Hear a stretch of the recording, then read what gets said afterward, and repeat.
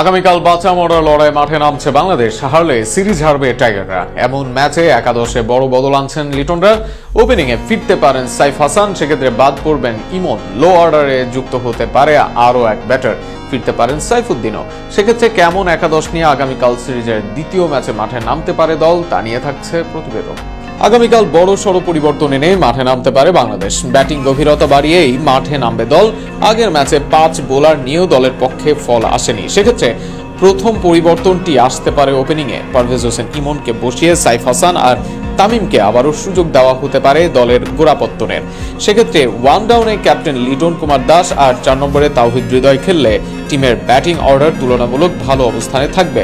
5 নম্বরে খেলার জন্য আগামীকালও সুযোগ দেওয়া হতে পারে জাকের আলী অনিককে। আর 6 নম্বরে আবারও ফিরতে পারে নুরুল হাসান সোহান না ফিরলে 5 নম্বরে অভিষেক হতে পারে মাহিদুল ইসলাম অঙ্কনের। এদিকে